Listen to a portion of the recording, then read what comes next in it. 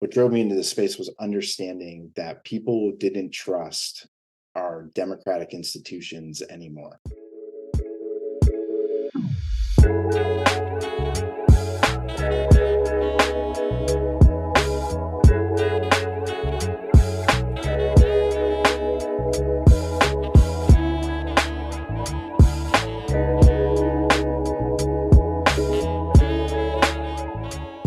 Throughout history, there's always been a relationship between politicians and technology. If we go back to 1933, FDR used his fireside chats to discuss the banking crisis. And then throughout the late 30s and into the early 40s, he talked about the war. And this is how he would give people updates. People sitting around their radio listening to the president talk. Fast forward a little bit, the Vietnam War didn't go so well for America for a bunch of reasons that we're not going to get into today. But I remember learning in high school that it was the first war that was kind of televised. And that made it really hard for Lyndon B. Johnson to sit up there and lie, because people could clearly see on the TV what was going on. Fast forward a little bit more, and we see how President Trump, or at the time, candidate Trump, used Twitter like no presidential candidate had ever done before to completely galvanize people around his words. Fast forward to today, and we have multiple presidential candidates that are going to be running in 2024 that are bullish on Bitcoin. And while my guest today will not be running for the presidency, he is running for US Senate in New York. And part of his platform is figuring out how to leverage blockchain to improve the democratic process. More specifically, to create more radical transparency around campaign finance. Will Schweitzer, this episode's guest, has 15 plus years of public and private sector leadership working at the intersection of emerging tech, national security, and politics. And for me, as a millennial, this conversation gives me hope that the future of politics in the United States is in safe hands. I'm Jarrett Carpenter, and this is More Than Blockchain.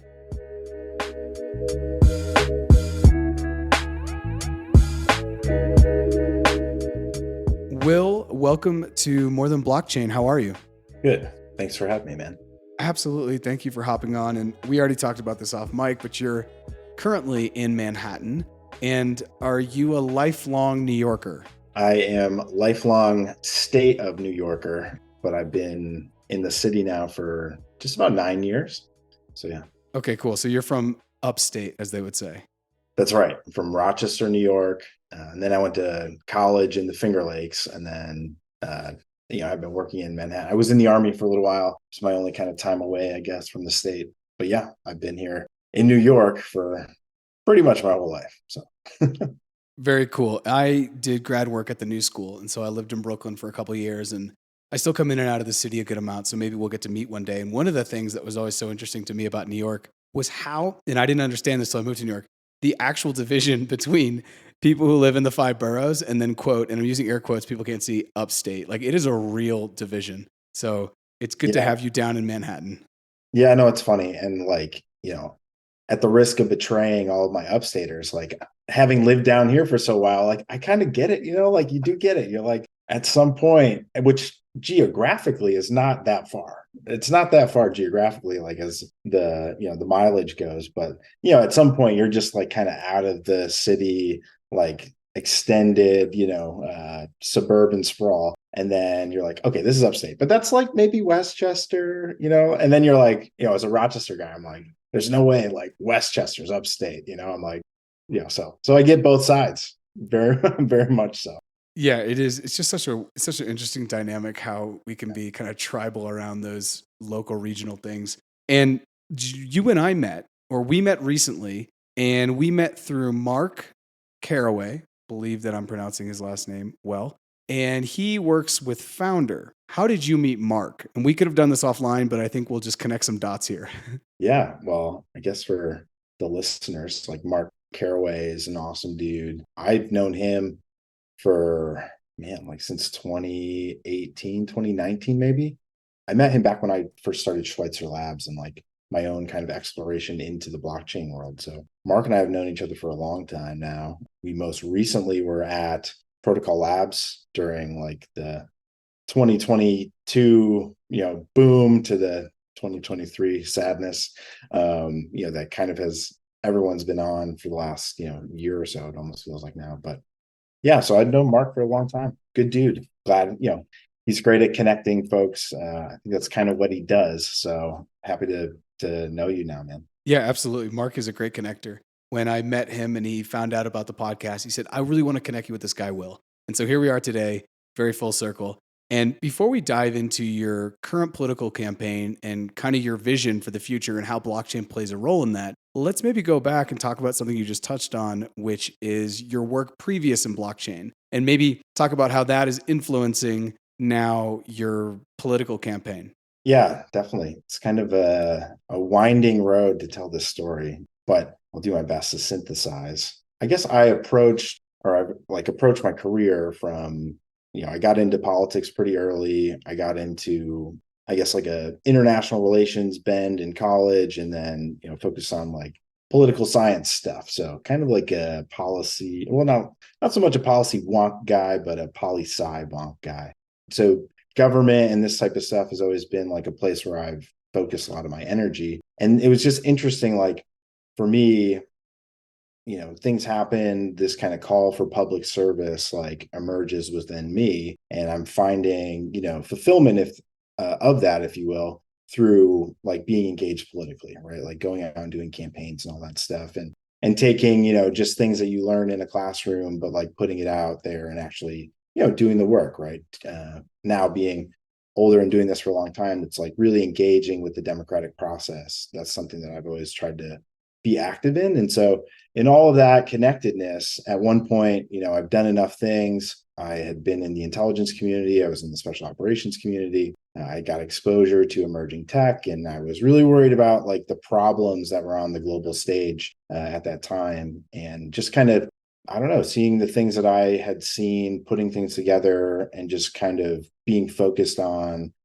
To me, I mean, through Schweitzer Labs and like how we really get to blockchain, like things get very narrow on a specific problem set that I was really trying to solve for. But taking that as like a part of the quest, if you will, to continue to serve. And I saw the work that we were doing at Schweitzer Labs, like very much trying to address issues and geopolitical matters. So that thing, which was like solving corruption and tracking financial flows in the political financial ecosystem, that was what I was trying to find, like problems within and solve issues around, and then being enamored, frankly, by the tech that I was seeing and the focus on that was coming out of financial institutions, open banking, even in the European Union had, that was like a decade before we even like kind of started.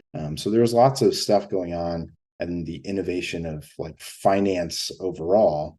And I just kind of, I don't know. I was looking to solve a problem, took me down a bunch of avenues, and blockchain was a unique thing happening at the time that I was looking for something, and it really, really kind of connected a lot of dots, even for me, like tracking, not being like a computer science person by, any formal training, but, just having like been around being a digital native as like a millennial, like blockchain was just this kind of unique set of principles that, held a lot of promise, it felt like, and so I took that and I was like, great, you guys say, you want to, work on these types of problems like geopolitical issues, societal issues, talking about economics in the social sense, not just in higher, balance sheets, right? But the blockchain community was really talking about a lot of things that, would be solutions to a lot of big issues. So that's what was it for me to kind of, and then, a bunch of other signaling was like, yeah, let me get in here, see what blockchain can do for combating corruption, right? And that was kind of the journey, right? And then I go on for 5 years or so building Schweitzer Labs, building this product, doing all this stuff. Yeah. And now, end up at Protocol Labs. And then now I'm running for Senate to kind of move the ball forward based on what I think is part of a set of really unique perspectives that I personally have, but, kind of bring it back higher level about my kind of call to public service. I see that there are these big challenges out here today. And I see myself as somebody who can step up and, fill this void, right? And show the leadership that I think we need in a big way. So That was a great overview. And I feel like everyone who has come on this podcast, who has found their way to blockchain, whether they're in Bitcoin, whether they're building on Ethereum, whether they have an NFT project, whether they're part of a DAO, whether they're using Bitcoin Lightning to support their small business, their history is super convoluted. There's no straight line. Like the way people get to blockchain and then find a way to use it in their professional, take it from the personal to the professional, right? That's like what everyone in Web3 is trying to do. So I think that was a really great little review. So thank you. And, when Mark originally introduced us, he said he's running for a US Senate in New York, and he's built a blockchain-based campaign donations tracking platform. So talk to me about that, and also talk to me about how that hits upon one of the most widely used words on your website, which is corruption. Well, I can say, if you really want to know what I'm talking about here, go to willforus.com/tech. It's actually, you can't navigate there from the homepage, so you have to know that it's there. But you can go on there, and then you can actually see, to answer this question, you can see a demo of the product that we built back with Schweitzer Labs. So we have since open sourced what we built, and now it's a big part of, well, not big. It's a very passionate part of my campaign and my focus, as we will unpack. But being a tech entrepreneur, I don't know, I got a bug to build. I really like to build stuff. I see these tools as mattering in today's political world. So anyways, I have this tech page. You go there, you can check out the product that we built previously. And then there's a couple other initiatives that we have within our tech team on the campaign. But yeah, I was really thinking about, to me, what drove me into this space. I kind of pulled back and then I'll really narrow in. But what drove me into this space was understanding that people didn't trust our democratic institutions anymore. And I mean that in the most wonkiest, nerdiest way possible. All the data was showing us as we, looked at the strength of institutions, and we looked at public sentiment about alliances, relationships even within countries, about parties. And that's what's going on in the US, right? Understanding where things are really heading. True, there was a report, I think it was this year, the end of last year, but called out that America, by all the ways that we judge other democracies, if you put the lens on America through the same test, that we are in a backsliding state, that there are a lot of signals within what's happening in the US. So I was a part of seeing that stuff really bubble up to high levels of concern within the national security apparatus. It was something that everybody was talking about, and I took that as kind of the big thing. I was like, okay, why don't we trust this? And to me, it really just was a deep set of understanding and combining my experiences to see and understand, which is the core thesis in this, is that campaign finance is this very critical moment in the democratic process, probably anywhere, but certainly here in the United States. And even just to step into the arena is a lot for people, and it puts you in the eyes of others, right? But it's there's so many negative things that have happened in our politics in the US, where there is a public sentiment and a deference now to basically just assume that if someone is jumping into the 2024 political arena, make it right now. There is a very, if it's not your first thought, it's second or third of well, maybe what's this person running for, right? We see a lot of crooks in the political space, right? And we feel that. And if you're a voter and you're meeting someone new, this is the challenge, is new people should be encouraged to come into this space because it will push our democracy forward. But now these institutions, campaign finance, will get right to that one, but our campaign finance system, our campaigning process, has become such a negative space that to go through it, basically it makes the public have a specter, and there's a lot of dirty politics and tactics that people do that frankly can just alter a story. I don't know, you know what I mean? There's so much in the tactics of it that it just feels not very genuine anymore, and it feels like it's putting a lot of burden on where it should be easy to engage. And I think running for office is one of the most critical things. So all that was okay, the corruption, where does that happen? Why do we feel that way? And that was for me, understanding the campaign finance process. How do you actually raise money? How does this all work? And then again, getting some exposure through my intelligence world of how do bad actors take advantage of this? And that being the real issue to me, which was the fact that it's so porous or so opaque, and different ways in different places and how our campaign finance system works in the US and how, to use the little c corrupted, that our political, I don't know, institutions feel and actually do operate within.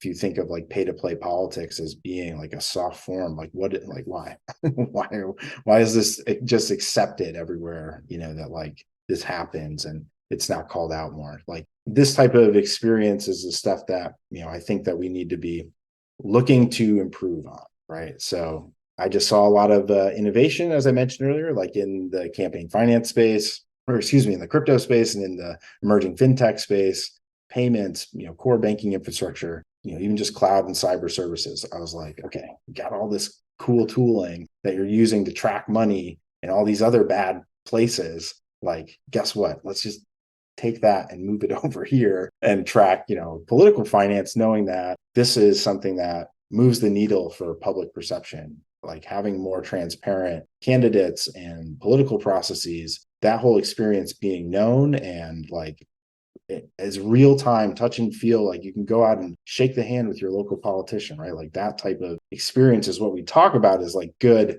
good way to do it. But like, we need to be moving to make that more accessible, right? So things like solving for campaign finance transparency, making it just like a less negative starting point, if you will. Transparency should give you that kind of security as a voter meeting a political candidate to go back to. That first sentiment is like, what's this person doing here? Like, what's their true motive? Is there something about this person? And or is there some like, like I think of George Santos is like the perfect example of like, is there this looming like thing that was clearly like right there the whole time, but no one like looked into this? Like why? And that's a negative experience that just speaks back to the deference that people have. So like, great, like how does this guy end up here? Like, and how is he still here? Like, why is this where we are right now, September of 2023? This stuff just like plays out in front of our eyes and it feels like we can't do anything about it. It's wild. Yeah, it kind of does feel like, if you're talking about George Santos specifically, it feels like a Black Mirror episode because it feels dystopian. How did this person get into this position of power? And basically there were no checks and balances, right? And that's a place where maybe the blockchain comes in with a non-political, nonpartisan way of saying, no, this is this, right? Just uber transparency. And this is real. I'm really glad everything you just said, because this was like my driving thing about what I really wanted to ask you today, which is like, for millennials and Gen Z, basically anyone, probably Gen X and lower, but definitely with millennials and lower, I can say, and you can say from our lived experience, as you've said, the trust in our institutions and then vis-a-vis the trust in the individuals that make up those institutions, our politicians, is super low. It is like all-time low. And I know from a personal experience in running this podcast, and now I work professionally, and I have worked professionally in crypto for about a year now, most people don't trust crypto. They think Bitcoin is a scam. They think it's a Ponzi scheme. So my question for you is, what's something that you've heard either from your political opponent or just in general, or what, how do you basically combat these two things? That we don't have trust right now in our politicians, and also blockchain can be a boogeyman, right? It's just this crazy tech that people are worried about. So how do you take those two things, put them together, and come out on the other side with actually a stronger campaign? Because I obviously have a bias. I think it's going to make your campaign stronger. But for most people, when they hear blockchain, they think right to crypto. And then when they think crypto, they think Sam Bankman-Fried. And especially on the left side of the aisle right now in the United States, a lot of people got donations from him. So then they feel tangentially tied into something that they didn't sign up for. And they have, as people have said, quote, egg on their face. And no one wants that in politics. So how do you basically flip the narrative of we don't have any trust in institutions vis-a-vis, we don't have trust in our politicians, and blockchain is the boogeyman, to then come out on the other side and talk to your constituents and say, no, this is actually why I'm a superior or a better choice than maybe another candidate? Yeah. I mean, this is a deep question. And, I'll try not to belabor too much in a background for me on this specific question, but like my literal first engagement with Bitcoin was like working in the IC, and this guy walks around the office and he's like, guys, Bitcoin's at $600. Who wants to get a pool together? And we were all like, no way, man, like get out of here, and then like, so I was kind of like exposed to it through the national security lens, right? And circa that time, which was like 2015 to 2018, I think there was I think within the community, there was definitely well, it had started to evolve since then, but the initial concerns around like Iran jumping into the Bitcoin network, North Korea, like the Silk Road, like there were from the beginning, very bad and malicious things, and there still probably are like very bad and malicious actors who engage in the network and use Bitcoin for whatever nefarious end and means, right? Like that's unfortunately true. I'm not going to be like so cheeky and be like, oh, well, same with the US dollar. And like the point is more like it's almost like move past it in a way. Like I don't want to answer the question by saying like, I was thinking about this earlier, like this kind of ride or die. As a business person, I have my thought on here is like it's a ride or die, like blockchainer kind of guy. And also, but as like as a longer term, like someone with tech perspective is like understanding like evolutionary cycles of like software and hardware and like where we can go, new systems we will and ultimately always build. So I think that like blockchain needs to focus itself on rooting out basically like number one, it's like the best regulation I think for the industry right now is some true self-regulation, like truly being able to like figure out a way to call each other out, however explosive that needs or to be or not, but like to just kind of like do some kind of self-policing, understand like I think you're still onto something here that like there's still bigger waves crashing across the world geopolitically and other things going on. Bitcoin is and all of this stuff is a tool or a weapon, right? In different places to different folks. And so, you still have to have this global perspective, I think, when you talk about, Bitcoin specifically, crypto at large, to say like it's a boogeyman just because of even like the American experience, that's totally at the disregard of the fact that, the experiences in Estonia and like the way that blockchain has been able to let them innovate around government services and stuff like that. And even in Africa, like the role that digital assets are playing in emerging technical environments, right? So I'm always fascinated to talk to folks and be like, want to like, look at, emerging markets and bring this cool tech there to them. And I'm like, all right, let's talk about how much power consumption the bank in that town actually like generates right now.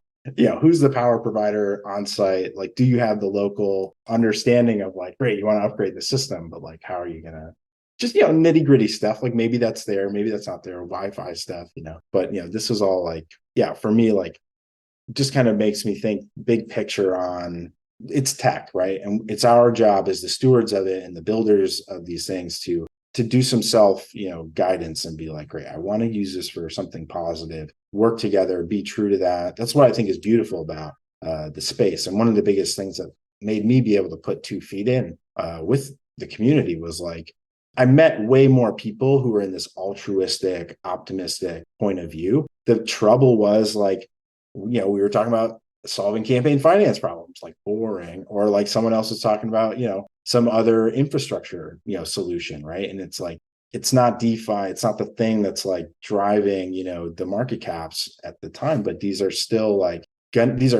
spaces that are going to be disrupted. Like the people that are, I believe in blockchain because through blockchain, you get to ask so many different questions than just like normal development within like a traditional like pipeline of cloud services. Like blockchain just makes you account for many more things in everything that you do. So I think the builders in this community are destined to be, some of the best leaders in tech moving forward, just because regardless of how it has gone and will go, like if we're in the space, all we can do is like keep soldiering on with the good, things. We've learned some lessons truly, right? So we need to, I think, like elevate that kind of knowledge and be able to like look at each other in the eye and decide that like we want to survive. We need to figure out like how do we do this in a way that it's not taking advantage of others, right? That's like the bad outcome there. So yeah, I love the way that you talked about technology as just being a tool. I constantly go back to that. I'm like, I can build a house with a hammer, or I could kill someone fairly easily with a hammer. So it's really how we decide to use the tool that we have to then make the change that we want. And obviously, we hope that that's a positive change. And speaking about kind of positive changes, one of the things that I've been impressed about when I see blockchain, which normally comes out on political floors as kind of crypto. If you're crypto, Bitcoin, that's really how it comes out. There are other things, maybe, blockchain kind of gets lost into crypto when we know that's the base layer tech. Like it's much bigger than that. It can do other things. But I have seen bipartisan action in the US government around crypto legislation, which has been great because we're at a time where partisanship is just through the roof. Where if I'm blue, I don't want to do anything that's red. Or if I'm red, I don't want to do anything that's blue. Even if it's good for me and my constituents, I don't want to touch it because I'm being tribal. And the question I have for you is like in New York State and in your political career, and as you talk about blockchain, has blockchain allowed you to kind of go across the aisle? Or, is it a mechanism that kind of goes beyond some of the tribalism we unfortunately see in US politics today?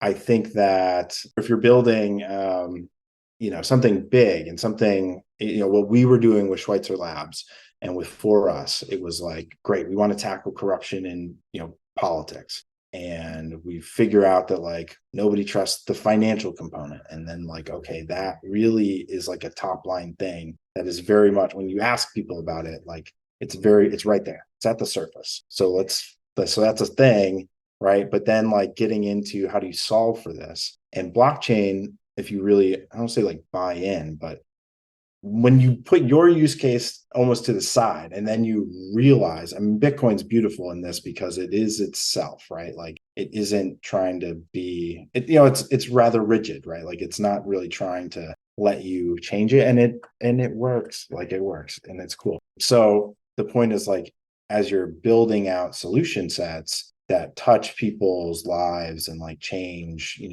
like matter, right? Like even, everyone can recognize like consumer products. Maybe they're not the thing that gets like the buzzword in, like the tech write-up or whatever, but like small products that everybody use, like these are awesome things. Like I think that like we have these teams focus on these problems. They're going to be talking to everybody that's engaged in that. And like through that, you have to work with everybody, right? So all that is to like round in, like with Schweitzer Labs, we worked to build a product that tackled corruption. And that meant that was something good that we wanted everybody to, benefit from, right? Like, so we sold the product to Republicans, we sold the product to Democrats. And in that, like you're meeting folks, like you're understanding, it's software sales. So you're understanding like the needs of the teams, all this stuff. And yeah, I mean, I think it's great because if you've gone down these roads of like building, you have already opened yourselves up to knowing how to work with a lot of different people if you're going to be successful, if you do it like in a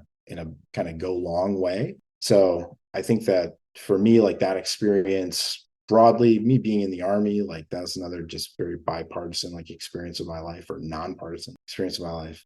But yeah, I think that there's definitely room to continue to make sure that, blockchain stays nonpartisan. Although I would say right now, it's definitely not. It is partisan right now. So it is partisan right now, which is unfortunate. But for me, as a millennial, to see someone who wants to get into politics at a high level say, Bitcoin is cool, that's a great thing. And other people listening to this are going to be like, this is a good thing, right? What Will is trying to do is a great thing. And I don't see a future in which in the next 10 years, we have more people on blockchain's side than people against it. Just because this is kind of the way of tech. When the internet came out, everyone hated it. Then it was okay. People do see the benefits over a long enough period of time, and you just hit on that. If you have a long enough time horizon, change can be really positive, and it can be something that's kind of like a public good because it benefits everyone. So I know you're super busy and you got to go. So before I let you go, do you want to take time? You've already shouted this out, and I'll put this in the show notes, but where can people get in touch with you if they want to learn more? Where are you? You and I connected on LinkedIn. I know you have your website, but please let us know where else people can find you. Yeah, I'll point you to my two channels that we're trying to pump. But my website, please check out just willforus.com. It's will, WILL, number 4, US.com. That's just the campaign website. You can click around. There's a bunch of stuff to find. And then our Instagram account, which is will_for US. That's the handle. You can get to it through the homepage. So trying to get the Instagram out. I know you're a creator, Jarrett, and like, hey, guys, give the feedback. The content game is a new thing for me. Going this level, I fully admit. So I'm here for the feedback. I'm here to make, like you led with like or we were talking, I guess, beforehand about like messaging, and there's always room to improve on the messaging and getting like this down. But, if you're down to check out the campaign, right? We talked a lot about this issue, right? And or sets of issues. That's why I love blockchain too. Like it just brings out, you can like parallel it or, compare it. I don't know. It makes you think a bigger stage and bigger picture issues, and like philosophical things just kind of come up. But anyways, if you're down for all that, and if you want to help out on the campaign even more broadly, you can hit the volunteer button on the page, or you can just drop me a note there's a form at the bottom of the page. So yeah, would love to connect. Let me know if you guys want to do anything. I'm in for it. So I appreciate it. That sounds great. And I'm going to check out your Instagram, and I will get back to you with some feedback. And very exciting you have an Instagram. I think that politicians or anyone that has a message should definitely be messaging where people are. People are on social media. And so that's really important. Well, thank you for hopping on today. And I look forward to hopefully meeting you one day when I'm back in the Big Apple. Yeah. Awesome. Just let me know. Come on down. Thanks. All right, man.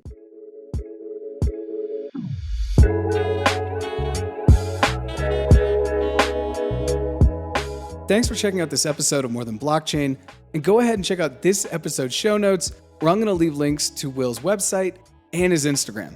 I would say go along and follow the Instagram. I have been, and it's an insight into what he's doing on his campaign trail. Also check out his website if you're interested in donating to support his campaign and or volunteering. And if you're in the great state of New York, I suggest you do both. As always, please follow us on social media at More Than Blockchain. And if you enjoyed this episode, please go ahead and share it with a friend, family member, or colleague, especially if they live in the great state of New York. No matter where you listen to the podcast, please go ahead and subscribe. Thanks for checking out this episode of More Than Blockchain, and I'll see you next time.